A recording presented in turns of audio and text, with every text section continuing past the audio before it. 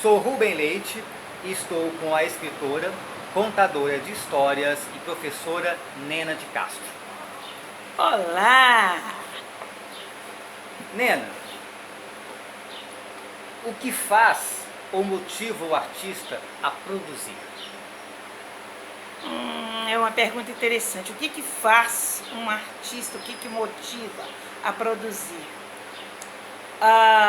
Eu me lembro de uma turma da antiga quinta série que eu tive em Betim, e eu fiz eles eram repetentes pela terceira vez, então era o primeiro ano meu com eles, eu levei uma série de coisas novas, e aí eu comecei a levar gravuras de pintores famosos, nacionais, estrangeiros, músicas, né? Uma série de coisas diferentes, poemas, e depois eu fiz essa mesma pergunta: o que leva um autor a escrever um poema, a pintar um quadro? E um aluno meu respondeu que o autor gosta de tirar as coisas bonitas do seu coração para mostrar para o povo. Eu achei assim excelente, era um aluno calado, muito simples, mas eu acho que ele entendeu a sutileza da criação literária.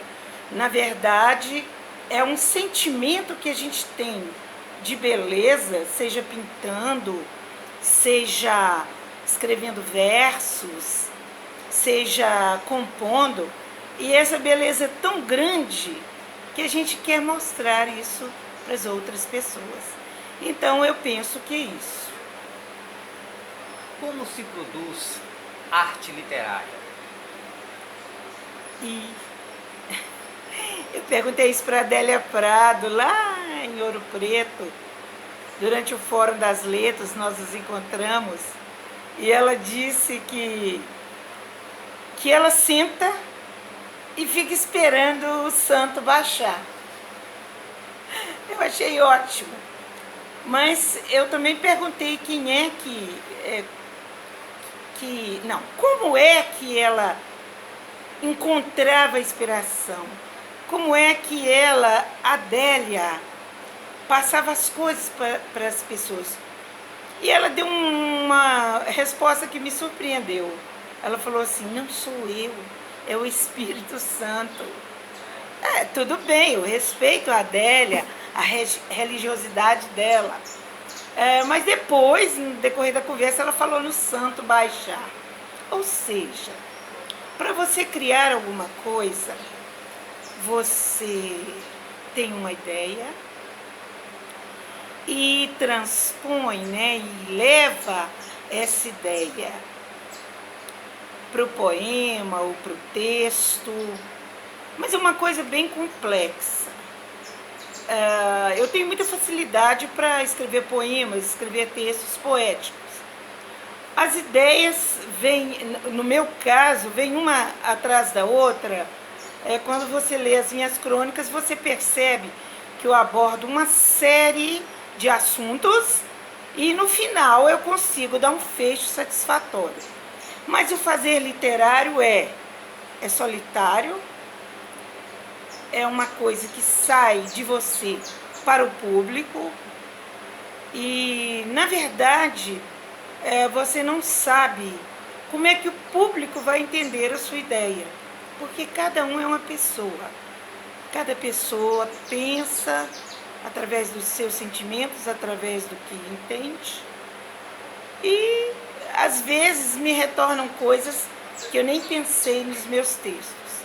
Mas o fazer literário é solitário, é penoso, embora eu considere também prazeroso, que é o brincar com as letras e transformá-las em beleza e de repente mostrar para o público. Você falou agora que nunca sabe como que o público vai receber o trabalho. Como é que o artista se relaciona com o seu público? Como que você, artista, se relaciona com o seu público, o seu leitor? Eu tenho uma relação muito bonita com as crianças. As crianças leem os meus livros e, por exemplo, no caso de Mariana Catibiribana, elas chegam, me abraçam e falam: eu sei falar o trava-línguas. E aí elas falam. Eu acho lindo. Os adultos também gostam. É uma relação interessante. Eles me veem como escritora, mas não aquela escritora distante, fechada.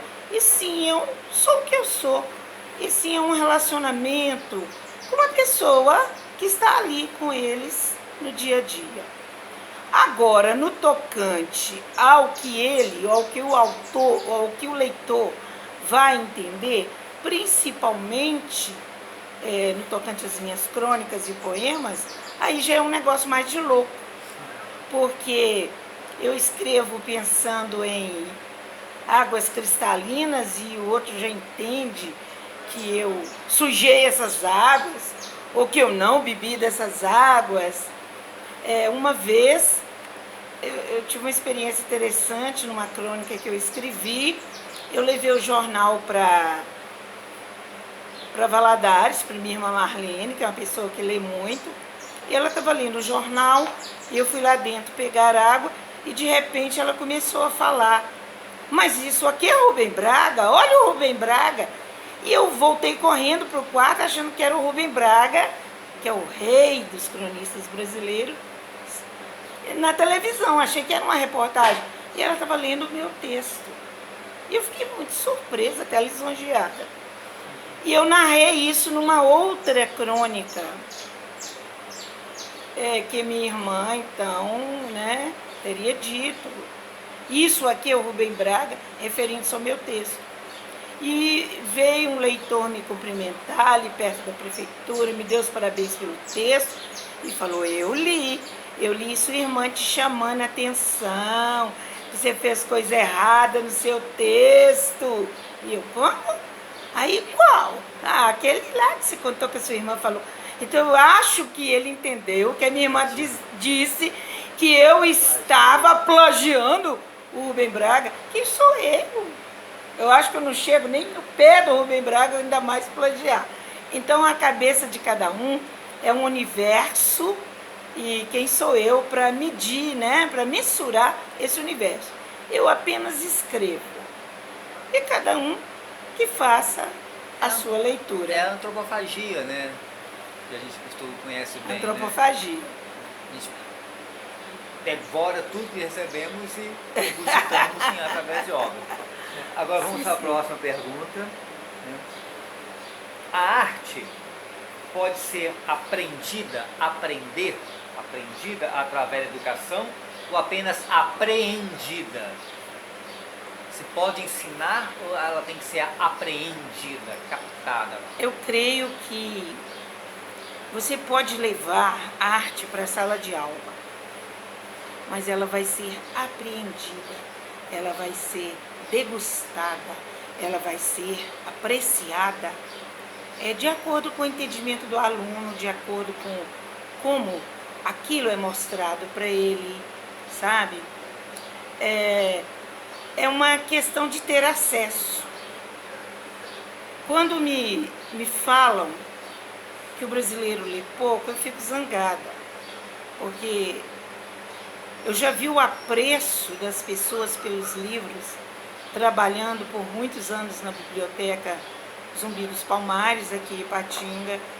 E quando a gente fazia eventos, por exemplo, no Parque Ipanema, levava livros, revistas para as pessoas lerem, jornais, colocava no Parque Ipanema. Não dava tempo nem de acabar de arrumar, o pessoal já estava chegando, pegando os livros, pegando os jornais, pegando os gibis, adultos também. Então eu acho que o brasileiro não tem acesso ao livro, aí é diferente. Digo, não tem acesso pela questão do preço. Apesar das bibliotecas, apesar de um certo empenho que houve aí por parte do Ministério da Educação, dos projetos, mas ainda acho que há pouco acesso ao livro. E quando me dizem que os jovens não gostam de coisas boas, e aí vão pro funk, essas coisas assim, eu fico um pouco zangada também. Porque qual a oportunidade que eles tiveram de conhecer o que nós reputamos por bom? A Heloísa Buarque de Holanda, ela fez um projeto em São Paulo maravilhoso. Ela é professora universitária e ela foi para as favelas. E lá ela se cercou de jovens nas comunidades e perguntou do que eles gostavam. Livros, músicas. E aí eles apresentaram. Ela falou, tudo bem, isso que vocês apresentaram está muito legal. Agora eu vou apresentar alguma coisa para vocês. E nessa alguma coisa, tome poesia de Carlos Drummond de Andrade, né? De Ferreira Goulart, entre outros, e músicas de Chico Buarque, Caetano, Gal Costa e outras maravilhas que temos por aí. Então o que ela propôs? Ela não desprezou o que eles tinham, mas ela levou coisas novas. E no final já havia assim, houve assim uma certa, como é que eu te falo? Os alunos juntaram o que eles faziam à poesia de Chico Buarque, Caetano, Carlos Drummond de Andrade.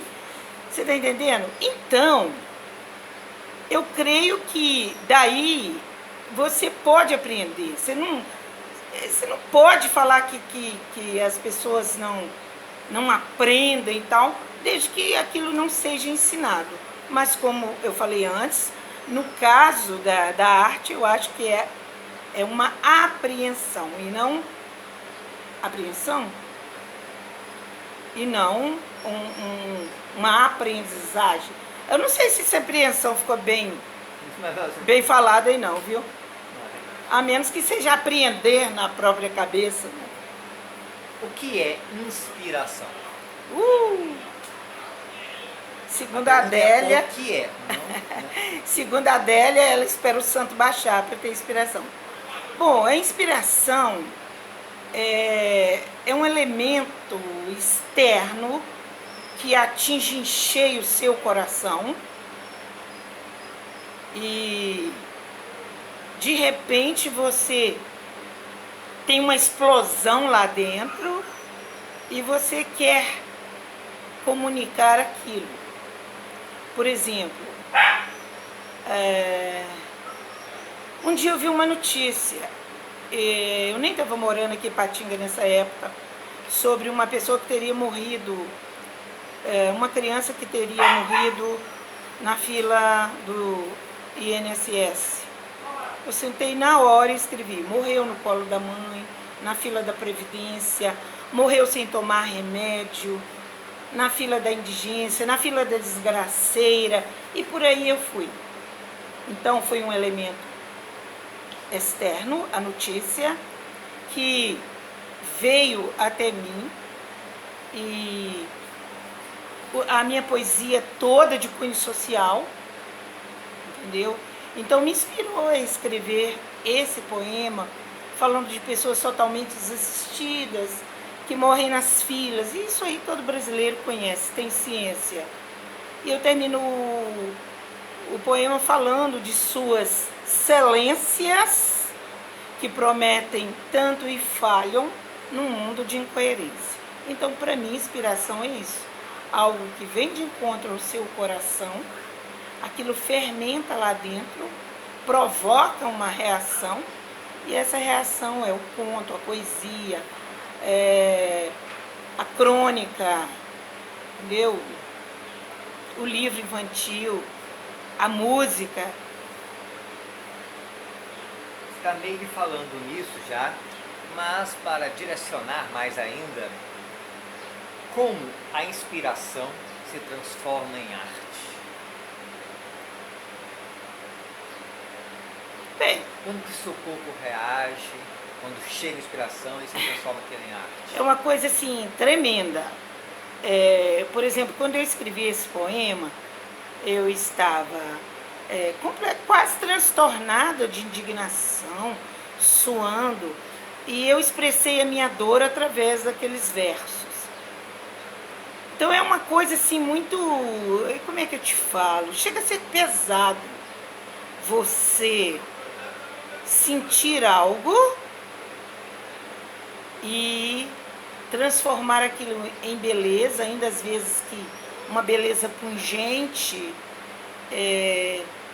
escrevendo sobre coisa triste, ou o cara o pintor que pinta um quadro, né, sobre uma coisa tremendamente triste, ou uma música, sei lá, é algo assim que vem lá de dentro e te incomoda, te arrasta, te arranha, é quase uma paixão, viu?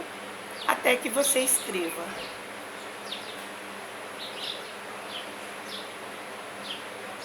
Muito obrigado. Para encerrar, 3 coisinhas apenas. Por favor, seu nome completo. Isso é uma armadilha? Só para confirmar e tornar oficial a entrevista. Bom, Marilene Vieira Monteiro de Castro, que prefere ser chamada de Nena de Castro. Sem ônus ou bônus, autoriza publicar a entrevista em mídia online para fins acadêmicos? Tranquilamente, é um prazer. E sem ônus ou bônus, numa possível publicação de um livro contendo estes e outros textos acadêmicos, TCCs, onde poderá ter trecho dessa entrevista, autoriza a publicação? Perfeitamente, pode usar. Se servir para um trabalho seu, Rubão, vou ficar muito feliz. Agora autorizado. Muito obrigado. Agora o dedo aí na frente para desligar. Muito obrigado.